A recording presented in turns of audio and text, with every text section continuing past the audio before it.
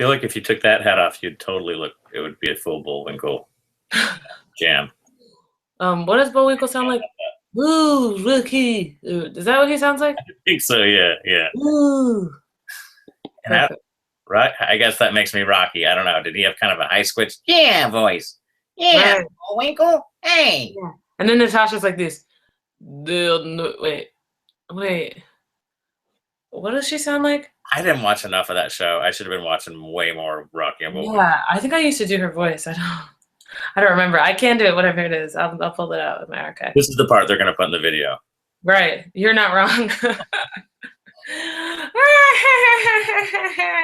My horse. Okay. Out of control. How did you get involved in this project, Brianna? Thank you so much for asking me, Bowman. I got involved in this project when Daniel Ehrenhaft. I got involved in this project when Daniel Ehrenhaft. It's like Aaron Eckhart, but with no Eck, and then you change the heart to Haft. That's so much easier for me to remember. Thank you. He contacted my manager because he had heard about me performing in Chicago, or someone had seen a video of me doing some character that I wrote, and said that he thought I could be a great fit for the book. And so I was kind of taken aback and surprised because I didn't, picture myself as an author or one to be. But I read through it and the idea for the book and talked to Dan.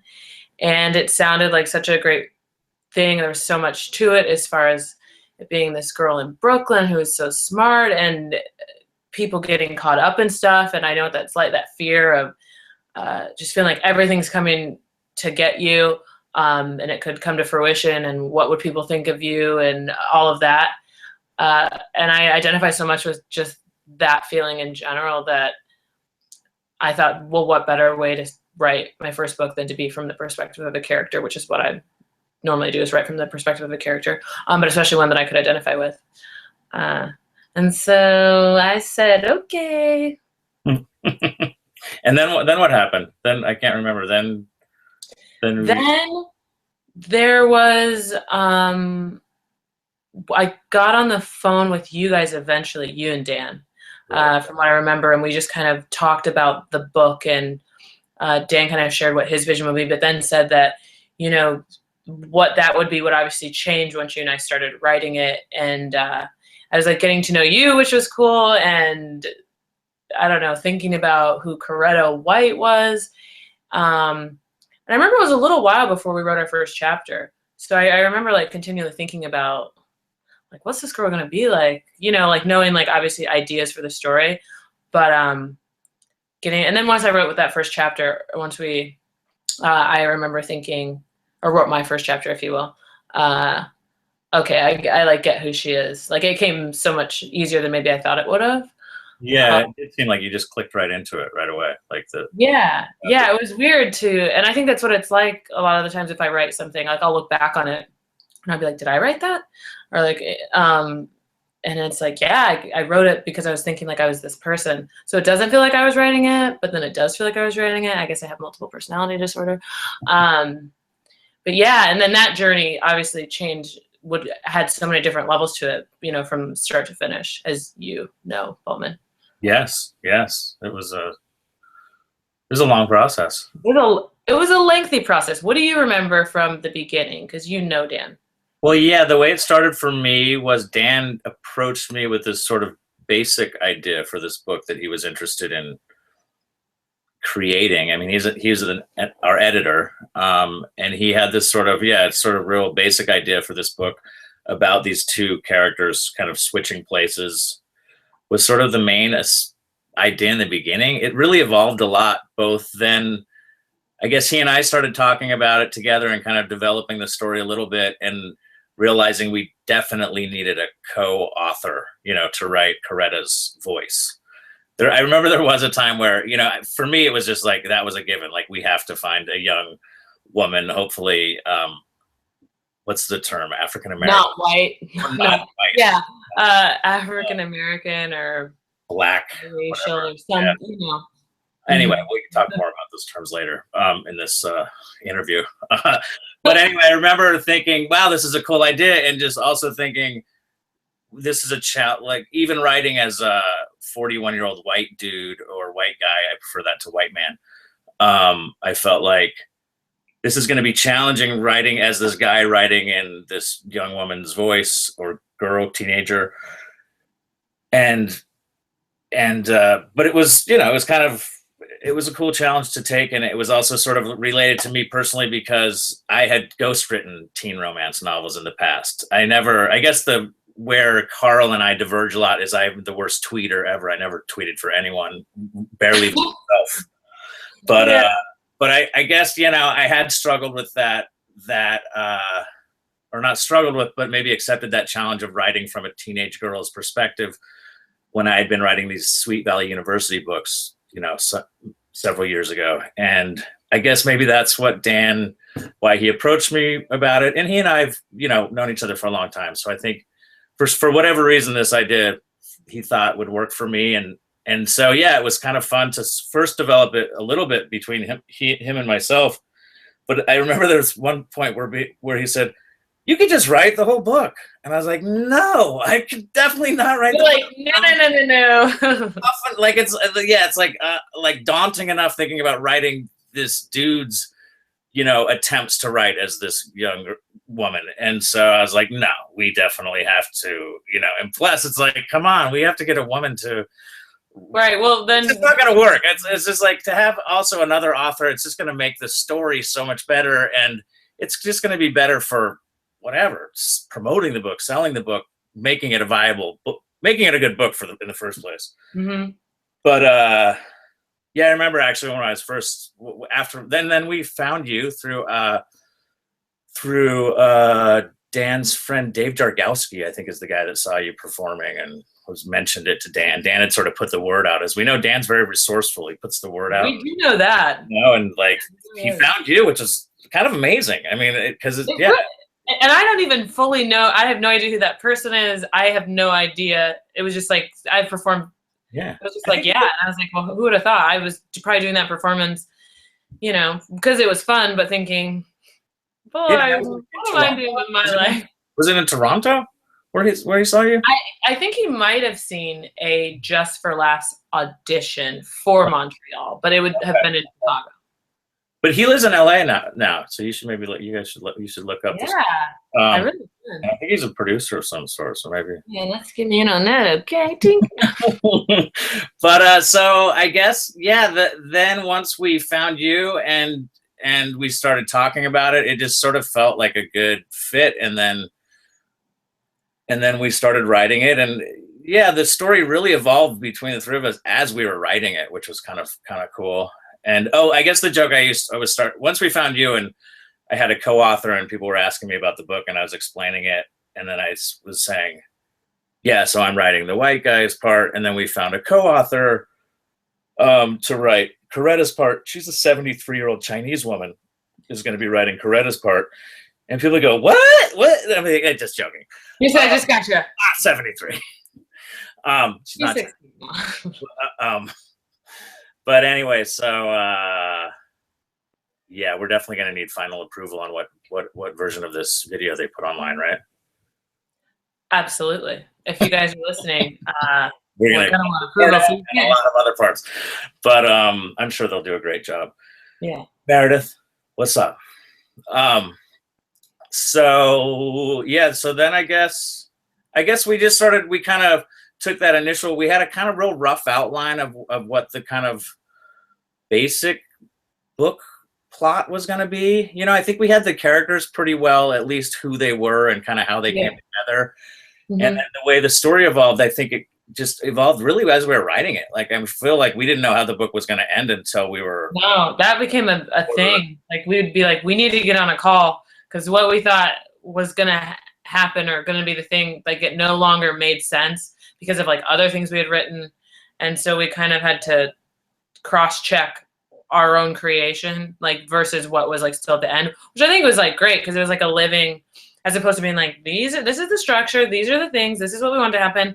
but just like that was great, I think, for going into it. But then as the book was being written, it became like more alive, a living organism, if you will. So it was just like evolving, you know, as our brains became more into the story. Yeah. Yeah. You know, because in the beginning I was like, okay, I need to make sure I'm writing from the perspective of this character that they have informed me of. Like these are the, you know, parts of her life, the pillars, like this is her perspective. And then eventually I was like, I am Coretta. Coretta would never do that. I remember at one point, I don't remember what it was about, but I genuinely was like, Coretta would never do that. Okay, I know she would never do that. I know her. I was like, I know her. Yeah. No, it was a very cool collaboration, partly because it wasn't like we were like joining forces on each sentence. Like we each had our own sort of chapters to write, and so we could just use our, you know, write in our own voice. I mean, it was a little weird for me having to write those blog entries that Carl wrote on behalf of Coretta. I was actually hoping that you were going to write those. I think it's so much better. It was great to, well, you know, because I felt like I was Coretta. But so for me to read what you wrote, because obviously I wrote Coretta's blogs from my perspective, like of Coretta. So I was reading your post like Coretta reading Carl's, you know, in a sense. And it was weird to be like, oh, I don't know if I would have I wouldn't have written that way. Or I would never have used that word, you know? Right. And just like the way that she probably would have been like, oh, really okay, well. But it's really good. And that's like what's great. Like that's what it's supposed to be. Yeah, it was, yeah. So, I mean, I guess that we've already kind of dovetailed into this process discussion of how we did it, why we did it. Yeah. Dan, well, I think they'll probably want to hear, guys, I hope you have good editing skills. Just want to make sure. I mean, we are definitely in the process. Let's see why you wanted to write the book and what working together was like, what was awesome about it. I guess one cool thing about the process was the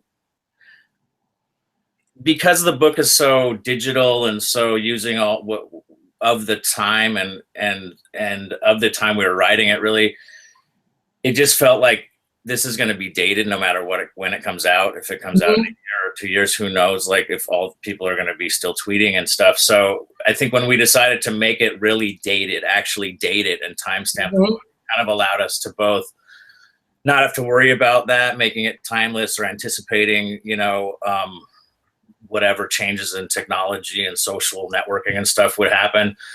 And it also allowed us to it allowed the book to sort of evolve because we were essentially writing it during the time that it was taking place. So we were sort of, you know, something would happen. Yeah, I think that was great, as opposed to it either making up media or making up news stories or making up things to blog about. Being okay with this having happened. But I think what's great is since what was written about were like big things, that even though it is dated, it's kind of interesting to think, well, it wasn't like they were like little, or you know what I mean? Like they were actually like very interesting things that even if someone read like 5 years from now, they might be like, oh, like that happened like then with President Obama, or, you know, something like that, as opposed to like making up something. Right, which is controversial, which is like, oh, and when you read books, I mean, not like it's terrible, but when you read books and you can tell like real facts are kind of made up, or it's like a fake president or something like that. It was nice for it to just be like real, in a real world. Yeah. This is what Coretta would want. That's what Coretta would have wanted. It's true. I don't think Carl would have cared. I really liked about the process how, like, there are portions in the book where Coretta and Carl are Google chatting back and forth, G-chatting. And for that, Bone and I just G-chatted from the perspectives of our characters. And it was like, you'd think it would, or you could think it would be like weird or like too like meta and like, what are we doing? But it was actually like very fluid, as opposed to like sitting down and one of us just writing fake Google chats. Yeah. I feel like that was almost where we were at our best. Both of us was, I don't know, where it just felt really easy and kind of natural, and we were really like the characters. And it was also man, that's like we should have written the whole book like that. It would have taken us like 5 days or something. Yeah. No procrastination. We didn't have to gear up to like sit down. Uh-huh. Like you said, like come up with these whatever conversations Scenarios. in our own solitude. We just sort of decided talked a little bit ahead of time of what the subject of our conversation was going to be, and then we just kind of figured it out. We weren't like, you're going to be like this and I'm going to be like this and I'm going to react like this to like if you're like this. It was just genuinely reacting the way we thought they would react. But I do like the fact of how if something would happen between us and we would both be writing a chapter about something similar, like how we like sometimes we would turn in our chapters without maybe having looked at each other's as much, depending on like which chapters they were. But so to see like how I wrote my character thinking about something that Carl did and how you would write what Carl thought about what Coretta, the same instant. Right. Because that's like what it's like in life.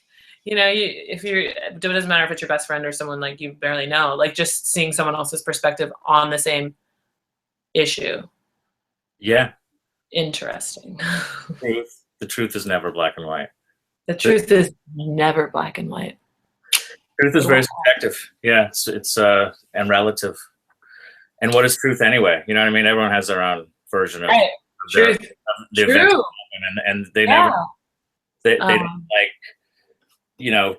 even just between two people, like we're saying, it's like two people's perspective of a thing they might have experienced together at the same time can be so different, and you can really never know the other person's perception of it because you can't actually. You can't. I was just watching an interview by an actress. I won't get into this whole thing, but she was saying that she was really currently obsessed with the differences between honesty and truth because it's not like the same thing. Like, what is the truth? It's like, and are you being honest? Right. Like how confusing. I mean, it's even now it's like a confusing thing to think about. But like the truth, like what is the truth, especially in like interpersonal issues? Right. And what is being honest? Right. It's like honesty is a little more matter of fact, I think. Yeah, I think our honesty is maybe even a little more realistic. You know what I mean? Yeah, exactly. Honesty is more. What is truth? Is there truth? You know what I mean? The truth is. Yeah, exactly. People who somehow try to claim that this is the truth about anything are like. It's kind of fraudulent in a way, right? I mean, it's like, how are you telling me what the true story was, Yeah. But yeah, being honest is another thing. And it's also, I don't know. Honesty. It's a good policy. Dishonesty. Honesty is a good policy. Dishonesty is not a great Dishonesty is bad.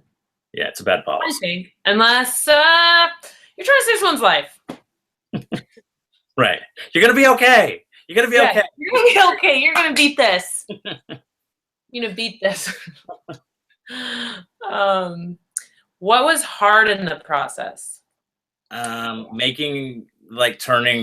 Starting to write the chapters that were due was for me probably the hardest thing to actually start writing, just because of, I think we both, as we've talked about, we both do have procrastination tendencies. Yeah, I'm a person. For me, the problem was that we would both I feel like sorry to interrupt, but I feel like we were both sort of egg each other along almost with procrastination. Like, have you started yet? Nope. Yeah, every time. But then I feel like we both start writing at the same time, but you write so much faster than me. So I'd be like, what? She's done? Like, we both just started. It's going to take me 3 more days. It's so crazy. Yeah. I never quite got that. So I was. That's like how it's like a weird, like a wonderful sickness. I love pressure, and I love, I would go to sleep and wake up at midnight. And then I would start write. So I would talk to you at 9 or 10 and be like, I haven't written anything. And I would take a nap and I would wake up at midnight. And then the wee hours I'd write until 3 or 4. And then I'd go to sleep and then I would wake up and read what I wrote and then send it in on time. But that's what I would do, because I was like, I'm going to do this, but I want it to be I would always write when it was super late. Yeah, that was not fair to you. We're like, No, we're in this together, whatever. man. I was a willing accomplice in all of that procrastination, but Yeah, we got it done eventually, right? we sure did. And That's what yeah, deadlines are for. They're to be missed. They're to be yeah, missed. they are to be missed and remissed. And So. eventually they become more dire and more emphatic, and then things get finished eventually. Mm-hmm. Yeah. Like this video. Yeah. Yeah. Like this video. Exactly. Once you get down and start doing it, it's actually not that. No, it's not bad at all. And you know what? I just want to point out to you guys, this is how like-minded Bowman and I are. We're both wearing flannels. He has blue on. I have red on. Great minds think alike. We're also, I could maybe position my head so it looks like I have some sort of antlers. Right. Yeah, I know, right? Like me with this thing. It's a great piece I picked up at a thrift store. My dog painted that. Oh, that's awesome. Yeah. Check it out. Nice.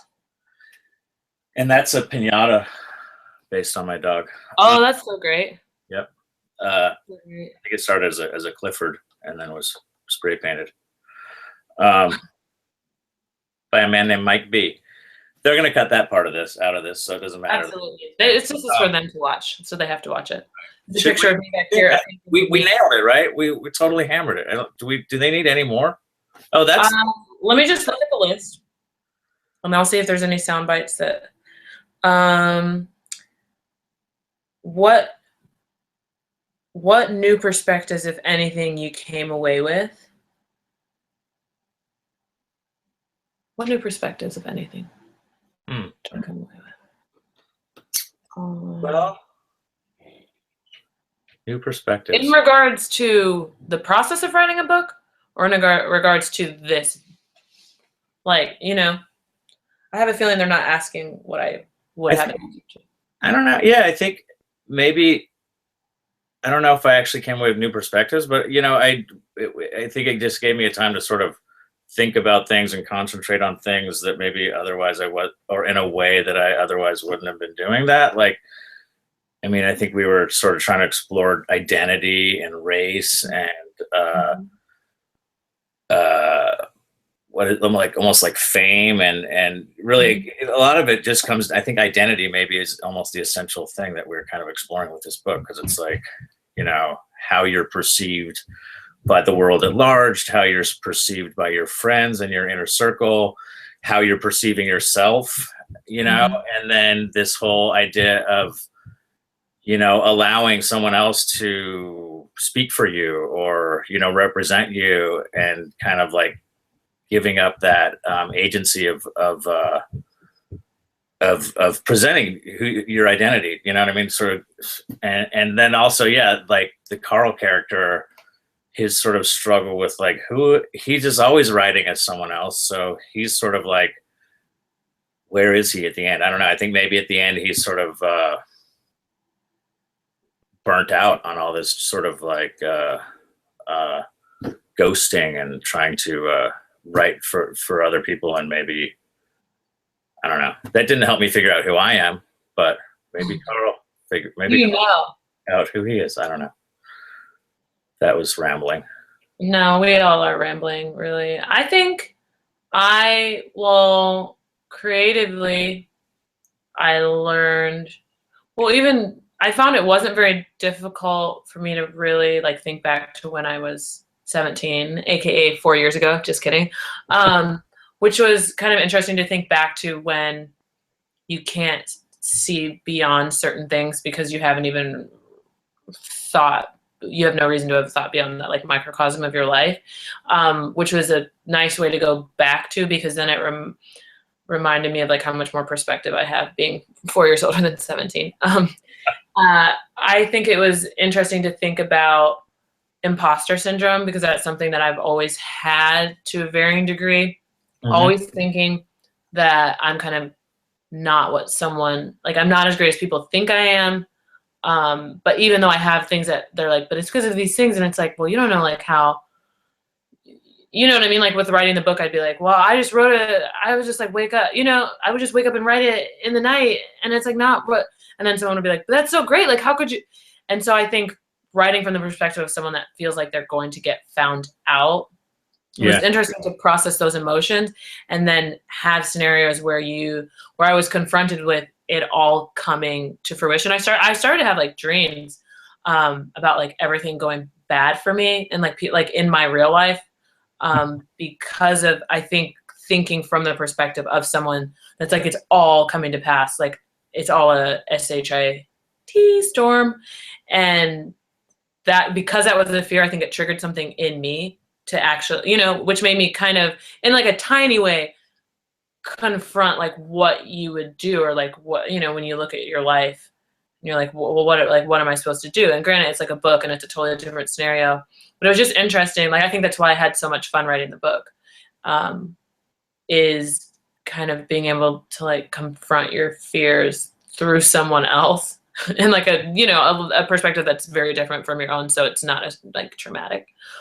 And I'd say, and then also the constitution of like what it means, like, especially in this day and age, to like be who you are. Like, for instance, we're doing these videos, these are our likeness, right. And like, however this gets cut up, they'll probably take this out, but however this gets cut up, like that's our face. Like, right. That's us saying whatever. And in this world, if you write something, if you put something out and you like say it's you and it gets used a different way, it's like, well, that's you. And then if you get found out that you didn't do it, plagiarizing on like a grander scale, there's just like so much you have to be careful for in any sort of like public persona. Yeah. Yeah. And it was an interesting way to look at it, to be like, oh, she was just like writing like blogs. Like, oh, like, why is it? And then being like, but no, that's like that's like what you don't do, the constitution of like, if you say you're someone and this is your writing, then you have to do, it goes back to like school papers in English. Right. Yeah. So it was just a lot of like swirling around things, not things that I never thought about, but it was kind of nice to like delve into something that actually circles around something that I think all people think about. Well, I feel like my own struggles with imposter syndrome have been so suppressed until now. I'm like, wow. Well, I'm glad I brought those up for you, because I should, if anyone should have imposter syndrome, it should be me. No, me. We're both. We can all have it. So, don't feel like I can't share this with you. Yeah, no, I hear you. I've definitely got it now that I think about it.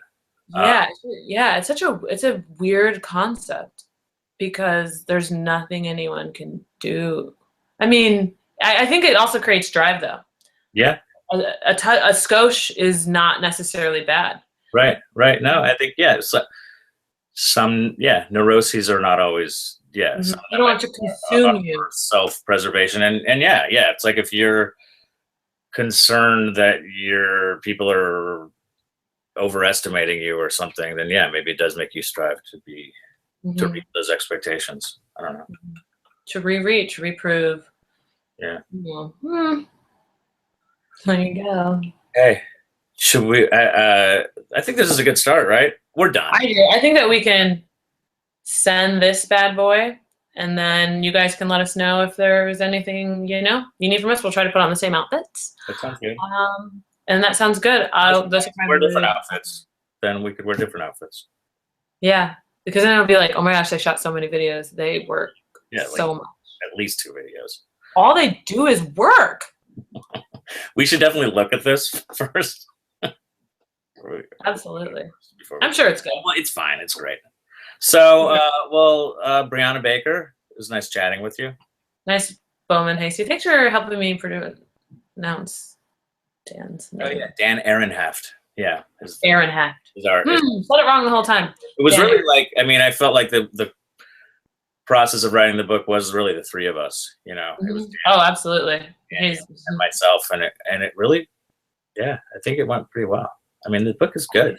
It's very collaborative, which I think is nice. I really liked the collaborative nature for cross-checking, and Yeah, for me, that's always been the best way I can work, is just with other people, because for one, it creates these external expectations where you gotta pull your weight, Sitting and we'll interact with another character. And to actually have someone writing from another character within the collaboration is even more amazing, because then it's like you can focus on what you're thinking from your character, and they can come up with what they're thinking, and then you can just react to what, Yeah. As opposed to going, which, obviously that's what authors do, go back and forth, but it's just fun. What can I say? Writing books is fun. Writing books is fun. Kids, follow your dreams. I really hope this goes to a separate video. You guys, kids, follow your dreams. You too one day can co-write a book with a white man in Brooklyn. Wow, I wish I had memorized Kai the hatchet-wielding hitchhiker's speech. About yourself, always believe in yourself. No one can take that away from you. You're somebody. Paraphrase. Oh boy. All right, I'll see you soon. Yeah, I'll send this to you once I get it. Cool. Send me the link. All right. Bye.